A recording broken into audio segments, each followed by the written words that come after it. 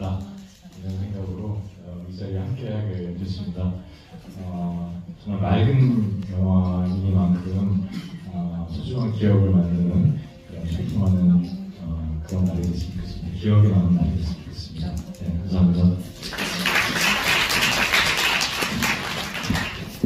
사실 영화를 사랑하는 마음이 또 이어져 있으시기도 한데 이 두 분의 인연은 감독과 배우를 만나신 적이 두 차례 정도 있으세요. 그래서 2011년에 3회 DMZ 다큐멘터리 영화 트레이너를 감독님께서 연출하신 적이 있는데 그때 그 배우로 유시태 배우님이 캐스팅하셔가지고 촬영하신 적이 있고요. 그리고 사카모토 준지 감독님의 2013년 영화 우리나라 제목으로 인류자금이라는 이게 전쟁자금과 영화인데 거액의 돈을 가지고 펼치는 어떤 스릴러인데 그 영화를 감독님이 연출하셨을 때 유시태 배우님을 또 캐스팅하셔가지고 찍으신 적이 있어요.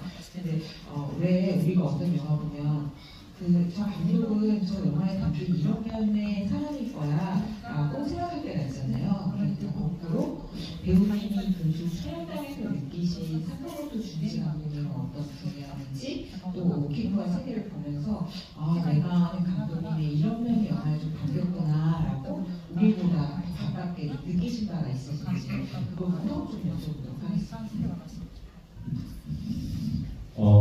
제가 사카모토 준지 감독님을 처음 알게 된 건 그 양석일 소설의 어둠의 아이들. 네, 그 영화를 지금 이 배교사가 처음 뵀을 때 그때 영화 감독님을 알게 됐었고, 사카모토 준지 감독님의 그 미장센 스타일을 조금이나마 먼저 봤던 기억이 있었습니다. 그래서 이 사카모토 준지 감독님에 대한 저의 어떤 생각이 굉장히 커져 있었어요. 어떻게 저런 영화를 약간 동경하기도 해서 감독으로서 동경을 했었고, 사실 이 엔라인 필름 대표님도 그때 그 영화를 수입하는 걸 보면서 제가 정말 멋있는 분이구나 그렇게 생각할 정도로 제가 그 어둠의 아이들을 굉장히 사랑했었습니다. 그리고 그 이후에 KT라는 영화를 또 찾아서 봤는데 아니 그 일본 감독이 왜 이런 한국 대통령을 다루는 영화를 만들었을까 굉장히 궁금증이 들었고 그 동경이 훨씬 더 커져 있었죠. 약간 제가 영화를 사랑하고 동경하는 마음이 기본적으로 있었기 때문에 이 사카모토 준지 감독님에 대한 저의 생각은 마치 살아있는 고로자 아키라 같은 그런 느낌이 있었던 거예요. 네? 살아있는 스피드 이런 급의 어떤 감독님으로 이제 제가 뵙게 되는 거예요. 그러니까 되게 뭔가 이렇게 약간 주눅도 들고 긴장도 하고 그랬었던 기억이 있었습니다. 그런데 그 DMZ 다큐멘터리 영화제 제가 부위원장 잠깐 했었는데 그때 이 감독님 모시고 트레일러를 이제 만들자고 하셔가지고 그 당시 제가 프로듀싱을 했었고 이제 배우를 함께 했었는데 굉장히 영광스럽게 작업을 했던 기억이 있었고요. 그 계기로 제가 인류자금의 M이라는 영화를 함께 하게 됐던 것입니다. 좀 너무 말이 길었나요? 네.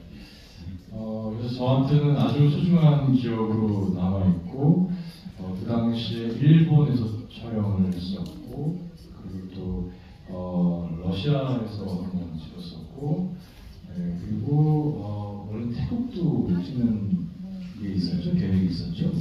네네네. 뉴욕도 있었고 그래서 제가 3개국을 왔다 갔다 했던 기억이 있었습니다. 그래서 그 다양한 스태프들을 경험했었고 다양한 배우들을 만났었고 당대 인류자금 M은 굉장히 큰 블록버스터였어요. 일본에서 국제적이고 굉장히 큰 영화였어요.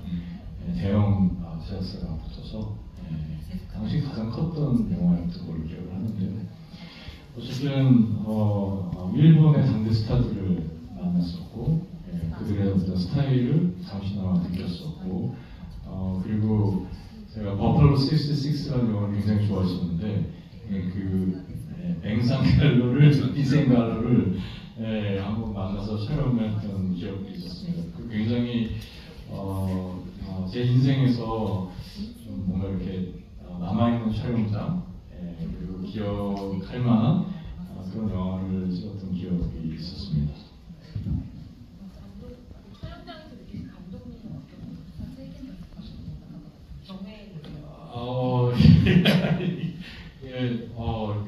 제가 이렇게 좋은 말 해야 되잖아요, 그래서 이 일본 영화가 저희 한국 영화도 그랬었지만 필름에서 디지털로 넘어가던 그 시대였어요. 네, 그래서 디지털을 찍는데도 불구하고 필름 영화를 찍는 듯한 느낌으로 촬영을 하셨습니다. 굉장히 이렇게 프로덕션을 굉장히 운영을 철저하게 하는 그런 특성들이 좀 있는데 그렇게 딱딱 카트 찍어서 카트 찍고 이런 방식으로 영화를 찍었던 기억이 있습니다. 요즘 그런 커트 개념이 사라졌어요. 저희 이제 지금 현장 우리가 보고 있는 즐기고 있는 OTT 시리즈물이라든지 일본 영화는 잘 모르겠습니다만 어쨌든 한국 영화는 그 어떤 커트의 어떤 그 미학이 점점 사라지고 있어요. 쭉 찍어가지고 이제 편집으로 승부를 걸어보자고 이런 자극적이고 그리고 이렇게 즉흥적이고 어쨌든 그 영화는 컷과 컷이 붙었을 때 만들어진 어떤 그 연출이 굉장히 중요한 건데, 네, 근데 이 디지털 세대에서 그런 걸 좀 느끼기가 좀 어려웠죠. 근데 그 당시에 감독님은 그 영화 만드는 방식으로 촬영을 했던 기억이 있습니다. 세금도도 재고 막 이랬던 기억이 있어서 굉장히 옛날 생각도 좀 나고요, 저도. 네, 네. 필름 영화 시대의 감성을 약간 철저하게 좀 가지고 계신 그런 감독님이시군요.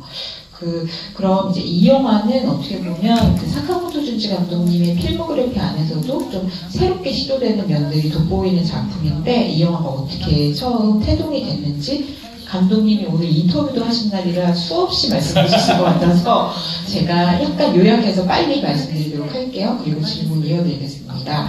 이 오키쿠와 세계는 처음에 기획 자체가 환경 문제를 좀 주제로 100년 뒤 지구에 남기면 좋은 어떤 다양한 시대의 좋은 날 이런 모습들을 좀 영화로 담아보면 어떨까라고 생각한 기획한 좋은 날 프로젝트라는 이름의 프로젝트의 첫 번째 기획 작품이에요. 근데 이제 이거에 대해 제안을 그 하라다 미치오 프로듀서한테 받으시고 감독님이 그럼 무슨 내용의 영화를 만들면 좋을까 이렇게 고민하시다가 그 일본 에도 시대 사람들이 특히나 물건을 굉장히 아껴 쓰는 문화가 있었대요. 그래서 그랬구나 이거를 이제 이렇게 공부를 하게 되시고 또 그 순환 경제라고 하는 것에 보셨지만 분유업자가 얼마나 큰 역할을 했는지를 진짜 분유업자 없으면 그 시대 큰일 날 것 같잖아요. 그래서 이제 그거를 알게 되신 다음에 그렇다면 그 에도 시대 밑바닥 청춘들 얘기에 이런 주제를 좀 은유적으로 간접적으로 녹여보면 좋겠다 이렇게 생각을 하셔가지고 시나리오를 쓰셨다고 합니다. 근데 지금은 되게 이렇게 그거 자체가 하나의 이영화의 묘미인데 장과 장으로 그래서 서장과 종장까지 전부 9가지 장으로 이렇게 이어지잖아요. 근데 처음 구상하셨을 때만 해도 장의 구분이 없는 하나의 흐르는 장편 영화로 기획을 하셨는데요. 근데 그게 제작비가 장편이 처음에 안 모였던 거예요. 그래서 감독님께서 2020년쯤에 지금의 제7장 세계의 오키쿠에서 가장 아름다운 장면 중 하나죠. 그 오키쿠하고 추즈가 눈 내리는 그 속에서 그 마음과 몸짓으로 서로에 대한 마음을 얘기하는 그 장면 있죠. 그 장면부터 일단 15분 정도의 단편으로 일단 완성을 하셨대요. 근데 그 뒤로도 이제 자금이 많이 모이지 않아서 2등해 2021년에 지금의 제6장 그리고 배는 간다에 해당하는 부분인데 야스케하고 추지가 강을 건넌 뒤에 약간 옥신각신 하다가 다시 이렇게 사이좋게 가는 장면 있죠. 요거를 또 한 15분 정도 찍으신 다음에 이 두 가지를 계기로 해서 장편에 해당하는 돈을 모으신 거예요. 그래가지고 그렇다면 이미 찍어놓은 것들이 있으니까 그렇다면 지금과 같은 어떤 하나의 장이 마치 단편과 같은 그런 형식으로 이야기를 좀 확대해보자 이런 생각으로 시나리오를 좀 앞뒤로 새로 쓰셨다고 할까 하는 형식으로 시나리오를 쓰시고 그 다음에 영화를 완성하게 되셨다고 합니다. 근데 저도 이제 이 얘기가 너무 흥미로웠거든요. 왜냐면 이 형식이 너무 아름다워서 처음부터 감독님 머리에서 천재적으로 이런 형식 이렇게 생각하신 줄 알았어요. 근데 이제 이런 사연을 듣고 나니까 그런 감독님이 처음에 그 장부분 없이 찍으시려고 했던 어떤 영화의 내용과 지금이 약간 내용이나 형식적으로 가장 큰 차이 정도 얘기해 주신다면 어떤 게 있는지 좀 궁금하더라고요. 4年前に作った短編、3年前に作った短編で、こういう映画を作りたいっていうことでお金を集められると思ったんですけど、それが叶わなかったんで、発表もしなかったんで、結果、その短編2つを盛り込んだ長編にしました。もしお金が集まっていれば、同じテーマで、同じ俳優で、長編をまた新たにシナリオを書こうと思ってました。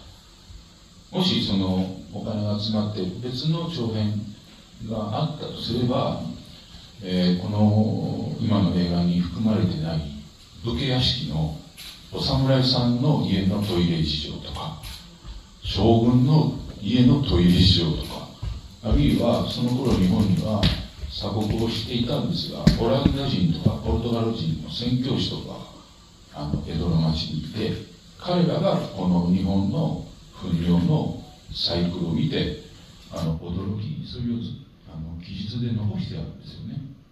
だからもし別の長編があればポルトガル人とかオランダ人とか出てたかもしれないし、言えば結末も少し変わったかもしれません。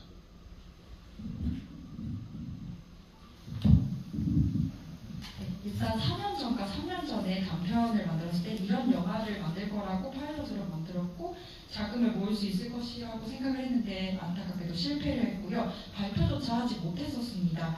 그래서 결과적으로 사전에 만든 단편 2개의 작품을 담은 장편 영화가 탄생을 하게 되었습니다. 만약에 좀 더 일찍 자금이 모였다면 같은 테마와 같은 배우를 가지고 새로운 시나리오를 쓰려고 했었습니다. 다른 장편을 만들었다면 지금 단편집에서는 담지 않은 사무라이의 집이나 장군의 집의 그 화장실 사전 같은 것도 담았을 것이라고 생각을 하고요. 당시 일본은 쇄국 정책을 펼치고 있었는데 네덜란드나 포르투갈 등지의 선교사들이 에도의 거리를 보고 이 순환 경제를 보고 놀라고 그걸 기술한 기록도 이렇게 남아있습니다. 그래서 포르투갈 사람이나 네덜란드 사람이 나왔을 수도 있고 결말도 다소 바뀌었을 것이라고 생각합니다. 근데 보셔서 아시겠지만 저는